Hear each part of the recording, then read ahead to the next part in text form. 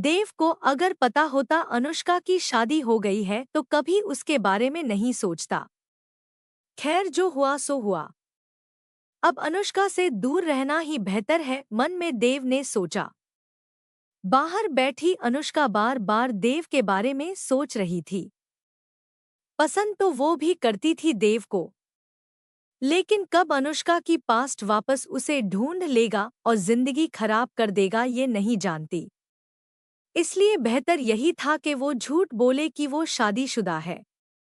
अगले दिन शनिवार था और ऑफिस की छुट्टी, तो अनुष्का अपना दिन शीला जी और सुरेश जी के साथ स्पेंड करने लगी। दोपहर को तीनों मूवी देखने चले गए। शीला जी को एक्शन मूवीज बहुत पसंद थी, इसलिए शनिवार को या तो घर पर मूवी देखते या फिर थिएटर में आई नई मूवी। अनुष्का एक टैक्सी हायर कर शीला जी और सुरेश जी को थिएटर ले जाती और टैक्सी में ही वापस ले आती। शाम तक कुछ खाना ऑर्डर कर तीनों खाते। रात को अनुष्का अपने घर गई। संडे के दिन अनुष्का घर साफ करने में निकाल देती और बाकी का दिन बेड पर पड़े पड़े मूवीज देखती।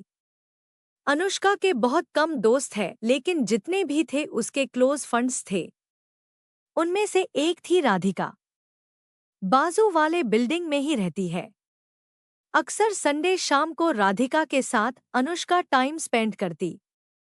दोनों घूमने जाते या फिर कोई नया रेस्टोरेंट ट्राई करते। रात तक घर पहुंचकर अगले दिन की तैयारी करती। मंडे को अनुष्का जब वापस गई, माहौल वैसा ही था जैसा रोज रहता है, लेकिन उसे देव कहीं नजर नहीं आया। देव के असिस्टेंट से पूछा तो उसने कहा वो बेंगलुरु गए हैं घरवालों से मिलने। अच्छा ठीक है, अनुष्का बोली और अपने काम में बिजी हो गई।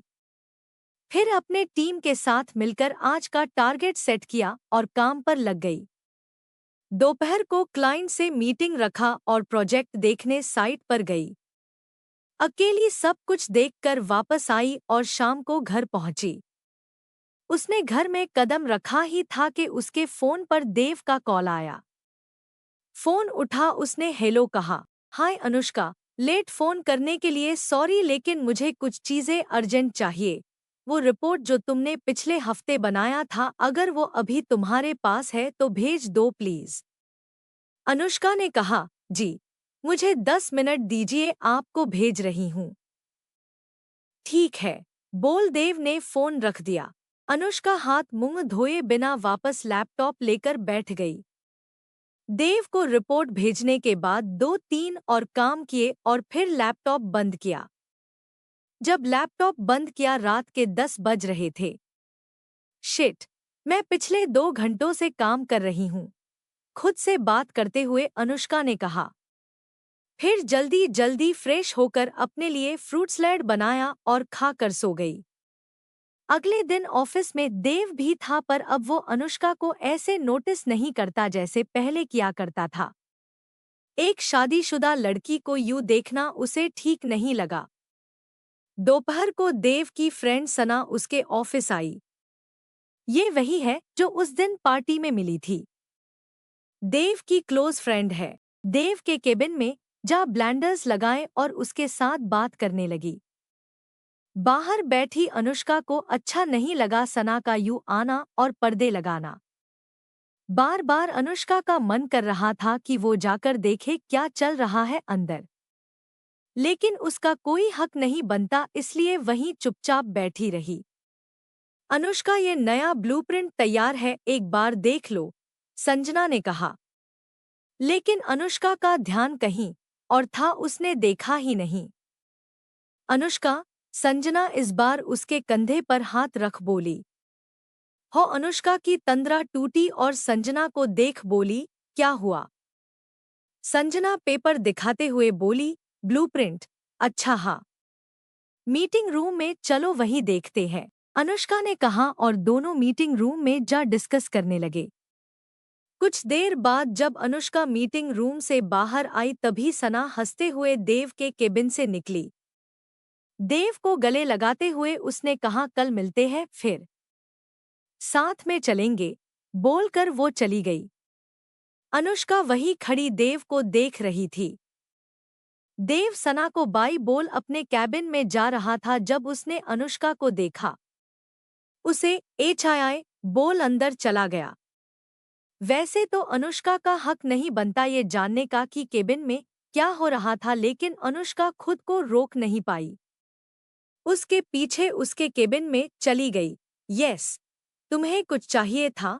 देव ने पूछा। वो सना है ना जो उस दिन पार्टी में मिली थी? अनुष्का ने पूछा। हाँ। क्यों? देव ने पूछा।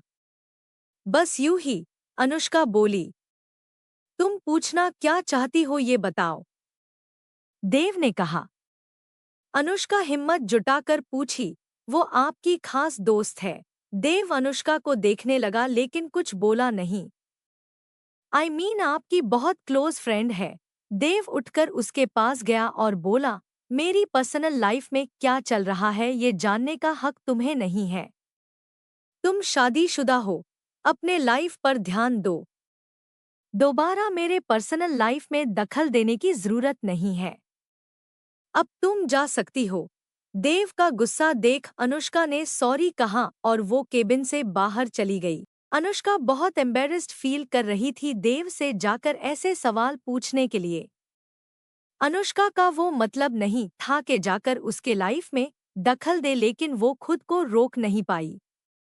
बाहर अपने जगह पर जा बैठी। दोपहर को देव ने अनुष्का को अपने केबिन में बुलाया एक मीटिंग के लिए। मीटिंग में सिर्फ प्रोजेक्ट के बारे में बात किया, ना हाय ना हेलो कहा। मीटिंग खत्म होने के बाद अपनी फाइल बंद करते हुए देव ने कहा, अब तुम जा सकती हो। अनुष्का नोटिस कर सकती थी कि देव अभी भी नाराज है। जाने से पहले बोली, सॉरी मुझे वो सवाल करना नहीं चाहिए था। आपके लाइफ में इंटरफेयर नहीं करना चाहिए था। देव ने अनुष्का की ओर देखा और कहा, ठीक है, अब तुम जा सकती हो। अनुष्का अपना लैपटॉप लिए बाहर चली गई। देव अपने केबिन में बैठा अनुष्का के बारे में सोचने लगा। ऐसा नहीं था कि उसके और सना के बीच कुछ चल रहा था। सना उसकी अच्छी दोस्त थी, लेकिन अनुष्का का सवाल करना देव को अच्छा नहीं लगा। अनुष्का खुद एक शादीशुदा है, उसे देव के पर्सनल लाइफ से फर्क नहीं पड़ना चाहिए। वैसे भी पिछले 3 दिनों से देव अनुष्का को भुलाने की कोशिश कर रहा है, लेकिन भुला नहीं पा रहा। ना जाने ऐसा क्या है अनुष्का में जो उसकी ओर खिंचा चला जा रहा है। लेकिन जो भी है उसे जल्द ही खत्म करना होगा। अनुष्का किसी और की है, उसकी नहीं है। अनुष्का काम खत्म कर शाम को अपने घर गई। रोज के तरह 7 की लोकल ट्रेन पकड़ 8 बजे घर जाने ही वाली थी कि उसके दरवाजे पर कोई खड़ा था। उसका चेहरा दिख नहीं रहा था, वो दूसरी ओर मुंह करके खड़ा था। जी, आप कौन? अनुष्का ने पूछा। तभी वो शख्स पलटा और मुस्कुरा कर बोला, Nandita baby. Missed you, finally तुम मिल गई। अनुष्का के चेहरे से रंग ही उड़ गया। तुम यहाँ? घबराते हुए अनुष्का बोली। हाँ मैं यहाँ। वो शख्स धीरे कदमों से उसके पास चलते हुए आया। अनुष्का अपने कदम पीछे रखने लगी। शख्स ने सख्ती से कहा, अब अपना दरवाजा जल्दी से खोलो। अनुष्का हिम्मत जुटाकर बोली, नहीं, और पलटकर भागने लगी। उस शख्स ने अनुष्का को कमर से पकड़ा और वापस खींच लिया। अनुष्का इतनी दुबली पतली थी और वो शख्स हट्टा खट्टा आसानी से अनुष्का को उठा सकता था। अब मेरे साथ और कोई गेम नहीं खेलना। चुपचाप दरवाजा खोली, उस शख्स ने अनुष्का के कान में कहा। अनुष्का खुद को छुड़ाने की कोशिश करने लगी, लेकिन उस शख्स ने उसे छोड़ा ही नहीं। उल्टा उसका बैग उससे छीन लिया। उसका एक हाथ कस के पकड़ बैग में से चाबी निकाली। खुद ही दरवाजा खोल अनुष्का को अंदर ले जा ही रहा था कि शीला जी ने अपना दरवाजा खोला। अरे अनुष्का, ये कौन है? परेशान कर रहा है क्या? उस शख्स ने अनुष्का के कान में कहा। सोच समझकर जवाब देना वरना तुम्हारे लिए अच्छा नहीं होगा। अनुष्का फेक स्माइल के साथ बोली, नहीं आंटी ऐसी बात नहीं है। ये मेरे दूर का रिश्तेदार है, मुझसे मिलने आया है। उस शख्स ने नमस्ते आंटी जी कहा, लेकिन शीला जी को कुछ तो गाड़ बाग लग रहा था। अनुष्का, तू ठीक है ना? शीला जी ने पूछा। जी आंटी, मैं ठीक हूँ। वैसे इसे भूख लग रही है, मैं इसे अंदर ले जाती हूँ। अनुष्का ने कहा, ठीक है, बाद में मिलने आना। शीला जी बोली। अनुष्का ने हाँ कहा और उस शख्स के साथ घर के अंदर चली गई। अंदर जाते ही उस शख्स ने दरवाजा बंद किया और ताला लगा दिया। यहाँ क्यों आए हो, मानव? अनुष्का ने पूछा। मानव उसकी ओर बढ़ते हुए बोला, मैं तुम्हें पिछले 3 सालों से ढूंढ रहा हूँ, लेकिन तुम यहाँ छुपकर बैठी हो, किसी अलग नाम से। ये गलत है नंदिता, मैं तुमसे बहुत नाराज हूँ। अनुष्का बोली, मेरी लाइफ है, मुझे जो करना है मैं करूँगी। तुम दोबारा मेरी लाइफ में नहीं आ सकते, निकलो यहाँ से, अनुष्का ने कहा। अनुष्का की बात सुन मानव को गुस्सा आ गया। अनुष्का के बाल कस के पकड़ वो बोला, भूल गई क्या? मैं तुम्हारा मंगेतर हूँ। दर्द से कराहते हुए अनुष्का बोली, भूल गए क्या? मैंने सगाई तोड़ दी थी। तुम्हारे तोड़ने से कुछ नहीं होता नंदिता। तुम मेरी हो, सिर्फ मेरी। अब तुम्हें मुझसे कोई अलग नहीं कर सकता। मानव उसकी गर्दन पर किस करते हुए बोला। अनुष्का अपना पैर उठा उसके टांगों के बीच मारते हुए बोली, मैं तुम्हारी मंगेतर नहीं हूँ। अनुष्का दरवाजा खोलने भागी लेकिन मानव ने उसे पकड़ लिया। उसकी चुनी पकड़ वापस अपने पास खिंचा। तुम्हारी हिम्मत बढ़ गई है जो मुझे मार रही है। भूल गई क्या मैंने तुम्हारे साथ क्या किया था? लगता है याद दिलाना होगा, हंसते हुए मानव ने कहा। अनुष्का कैसे भूल सकती थी मानव ने क्या किया था? उसे आज भी सब याद है। भले ही 3 साल हो गए हैं, लेकिन उसे अच्छे से याद है। पिछले 3 सालों से वो मानव से छुपकर रह रही थी क्योंकि उसे उस नरक में वापस नहीं जाना था। लेकिन उसे क्या पता था कि नरक उसे ढूंढता हुआ वापस आएगा। अपने बाल छुड़ाने की कोशिश करने लगी अनुष्का, लेकिन मानव ने कस के पकड़ता था। कराहते हुए अनुष्का ने पूछा, तुम्हें कैसे पता मैं यहाँ हूँ? मानव बोला, बड़े पार्टीज में जाओगी तो फोटो तो खींचेंगे ही, और मीडिया में बात फैलती है। तो बस वहीं से मिल गया इन्फॉर्मेशन। अनुष्का को याद आया पार्टी में उसने फोटोग्राफर से मना किया था अपना फोटो लेने से, लेकिन उस फोटोग्राफर ने चुप चुप के उसके 2-3 फोटो खींचे थे और अगले दिन अखबार में उसका फोटो छपा था। उस दिन से अनुष्का को लग रहा था कि मानव वापस आएगा। उसके बुरे सपने भी वापस आ गए थे। वो देव को पसंद करने लगी थी, लेकिन अनुष्का का पास्ट उसे कभी खुश रहने नहीं देगा, ये भी अच्छे से जानती थी।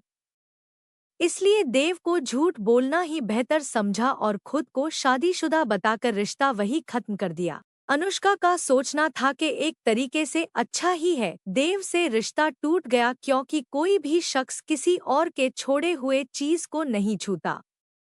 देव इतना हैंडसम है कि उसे कोई भी मिल जाएगी।